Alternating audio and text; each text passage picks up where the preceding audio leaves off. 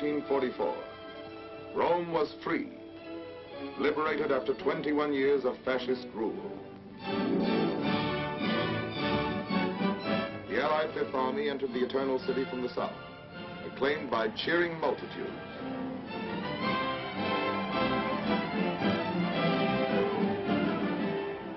Through the streets where the chariots of the Caesars once rolled, tanks and trucks rumbled past historic landmarks.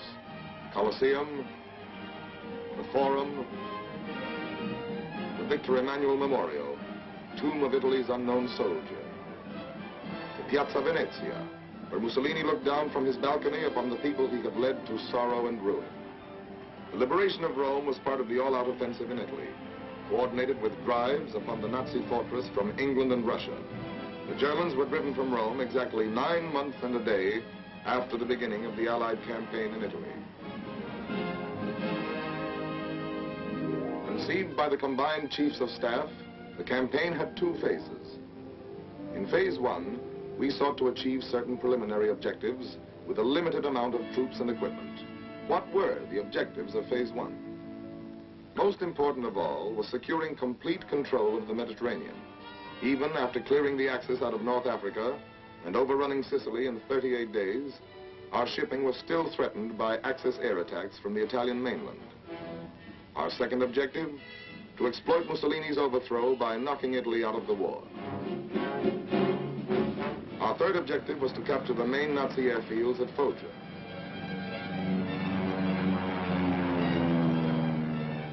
Fourth, we wanted to engage the enemy at the quickest point of contact and force him to withdraw as many divisions as possible from the Russian front and the invasion front in Western Europe. Phase 1 of the Italian campaign began on September 3rd, 1943, when the British Eighth Army at Messina, under General Montgomery, pushed across the narrow straits toward Calabria from the toe of the boot.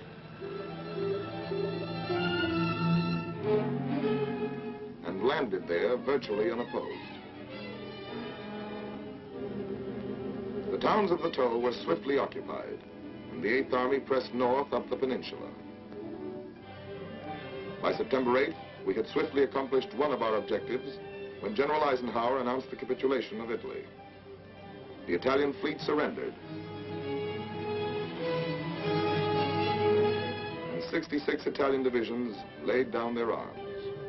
On September 9th, the Fifth Army, composed of American and British troops under General Mark Clark, headed for Salerno, 28 air miles south of Naples, the furthest point which could be protected by an umbrella of fighter planes from our bases in Sicily. At 5 a.m., the first wave went in. Seized German film shows the Germans entrenched on high ground, overlooking the harbor and beaches. They had moved in the day before, determined to prevent our landings.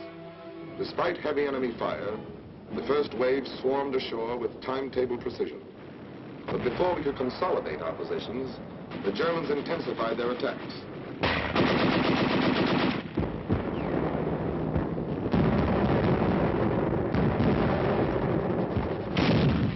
88mm guns slowed up our landings and imperiled the entire beachhead operation.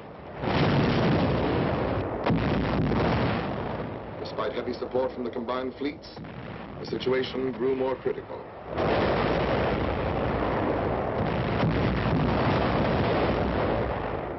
The Luftwaffe was thrown into the struggle in great numbers, seriously hampering the landing of additional troops and equipment.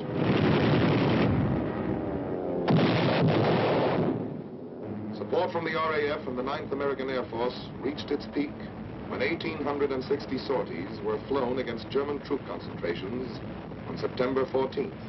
On that day, the German news agency announced that Salerno was another Dunkirk.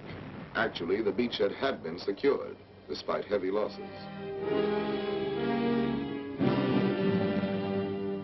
Meanwhile, the Eighth Army was pressing north. On September 16th, patrols of the 8th and 5th made contact.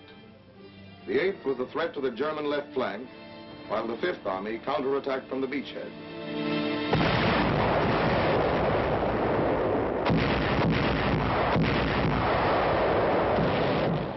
The Germans fell back fighting before the Allied assault.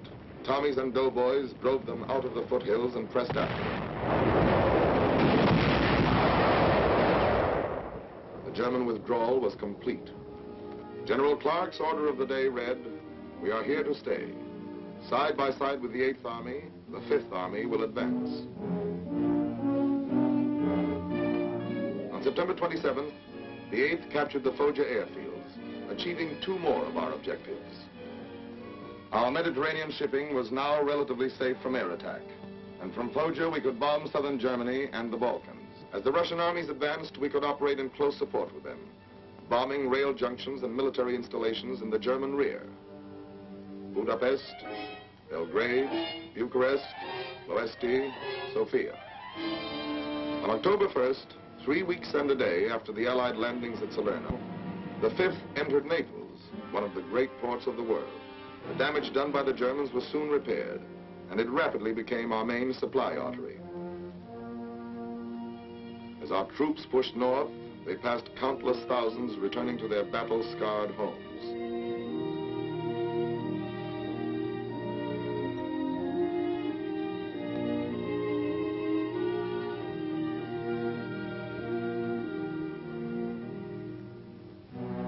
This was once a farmhouse near Francovilla. The farmer had refused to give up his livestock to feed German engineers. He and his family were locked into the house, and a charge of explosives was set off in the cellar. It was a family of 5.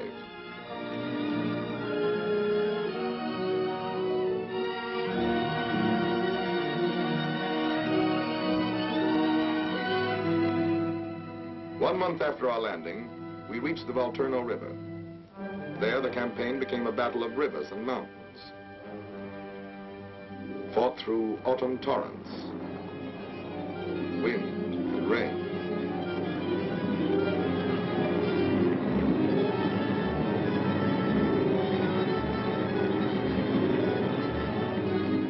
Our progress was slow.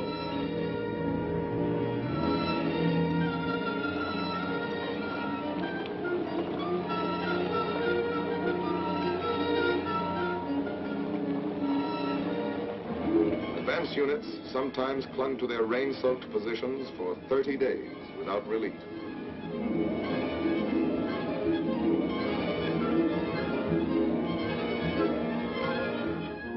Mud and mire followed the rains as we struggled forward.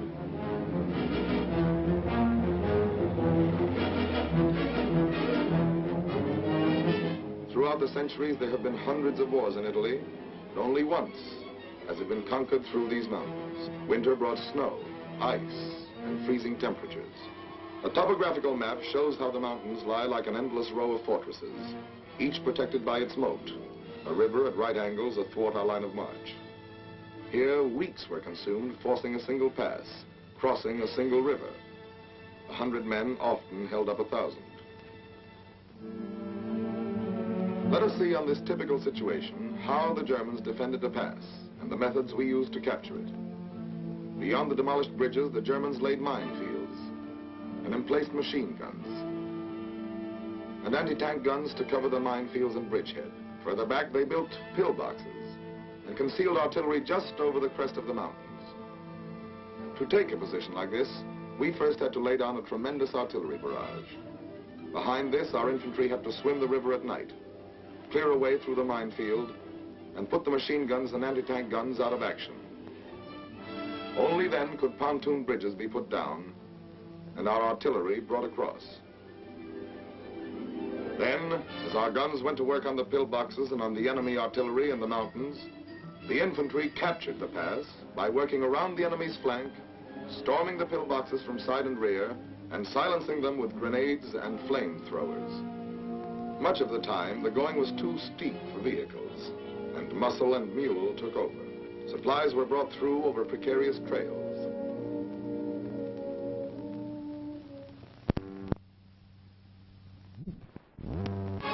In the east, the 8th Army fought its way through the Sangro Valley. Their attack on Ortona was met by determined Nazi resistance. Powered by tanks, the Germans counterattacked desperately. For 18 days, tank battles and hand-to-hand infantry fighting raged through the streets.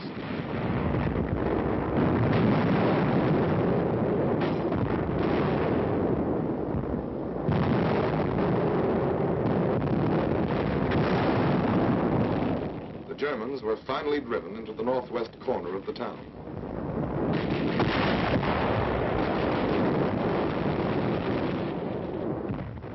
Outfought, exhausted, the enemy pulled out. The 8th pressed after them.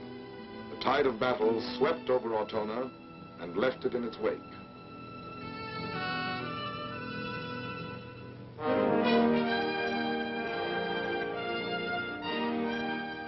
When General Eisenhower visited the Central Front, it was 3 months since we had crossed the Volturno. We had advanced 12 miles in this sector, sometimes at the cost of a man a yard, and were facing Cassino, key to the strong Gustav line, which the Germans had orders to hold at all costs. Cassino lies on the northern slope of the Liri Valley, through which runs the Via Casilina, Highway number 6. Possession of the valley and the mountains overlooking it from both sides would take us forward to the foot of the last mountains, barring our way to Rome. Our plan was to force the Rapido River both to the north and south of the town. While the southern force maintained pressure, the northern unit was to circle through the mountains behind it, clean the Germans out of their positions there, and storm the town from north and rear. At Hangman's Hill, this unit fought for days. Other vantage points changed hands again and again.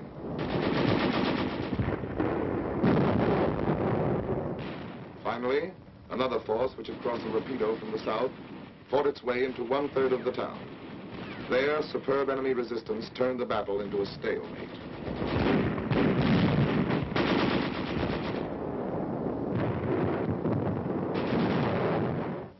The Gustav line ran across the peninsula and was anchored at Cassino. To break the stalemate, we tried an end run, amphibious landings at Anzio and Nettuno. The Germans were caught off guard, and for several days, American and British troops encountered only light opposition as they landed and consolidated the beachhead. It was up to the German High Command to determine the importance of this new threat to their flank and rear. Marshals Rommel and Kesselring decided against falling back and brought in 13 fresh divisions from their dwindling strategic reserves. More and more, we were accomplishing our objective of diverting Nazi divisions from the Western and Russian front. Heavy Luftwaffe raids supported those 13 divisions as they sought to drive us into the sea.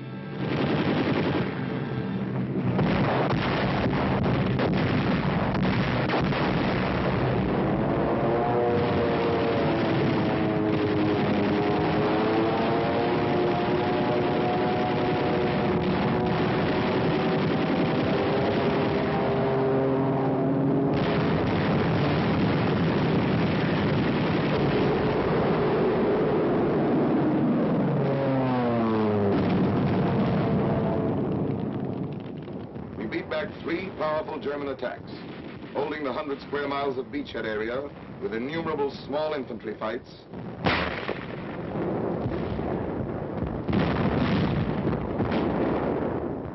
and tremendous artillery barrages.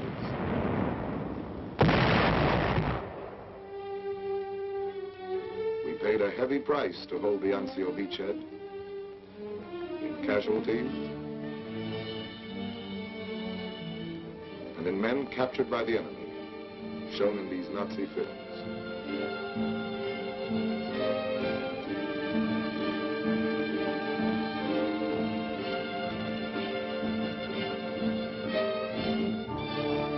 Back at Cassino, the fight continued. The Germans held an obvious advantage by their occupation of the Benedictine Abbey above the town. They were asked to abandon it and refused. We had no alternative but to bomb the Abbey to save soldiers' lives.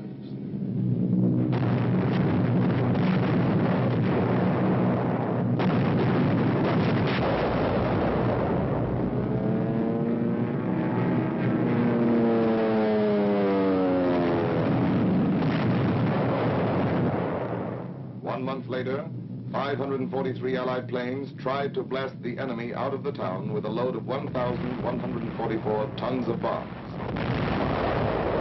The Germans took cover in caves and tunnels.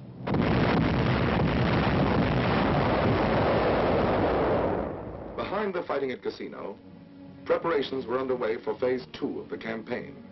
the all-out assault. Phase 1, the preliminary campaign, was drawing to an end.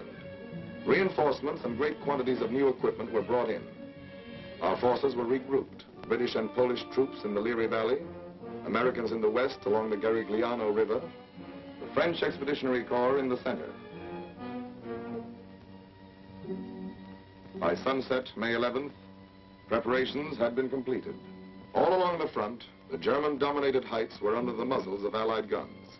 At 11 p.m., they went into action.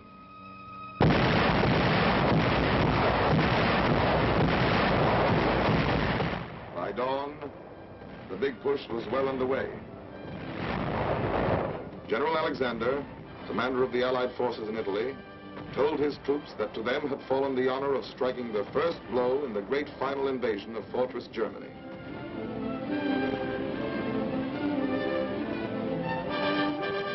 Between Cassino and the western coast, the powerful blows launched by the British, Poles, French, and Americans shattered the Gustav Line. By May 17th, only Cassino remained in German hands. Behind tanks hampered by the wreckage, British, Indian, and Polish troops fought their way in.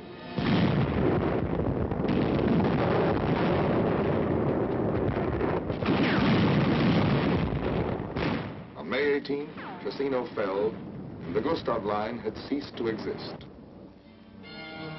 Prisoners were brought in on every sector of the front.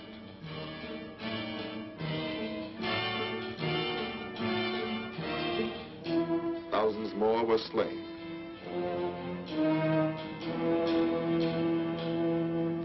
The men who were taken alive were beaten, exhausted, hopeless.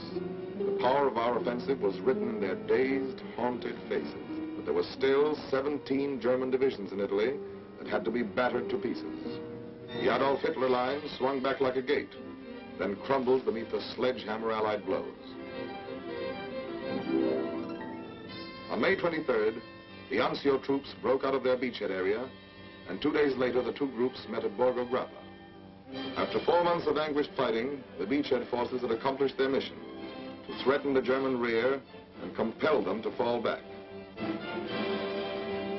The road to Rome was lined with the wreckage of Nazi legions, blasted by Allied air power as they fled before the reunited Fifth Army.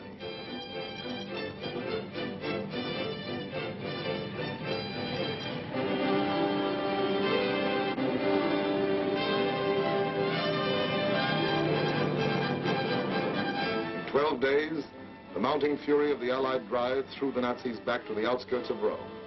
Films taken by Italian anti-fascists show the evacuation of Rome, one of the greatest blows of the war to Nazi prestige. The streets were deserted as the Nazis left.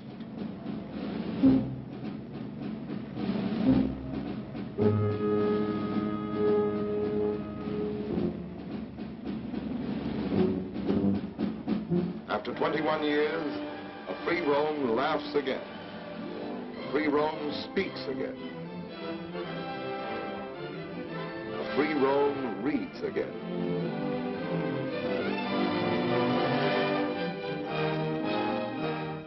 A free Rome assembles in the Piazza San Pietro to receive the Pope's blessing.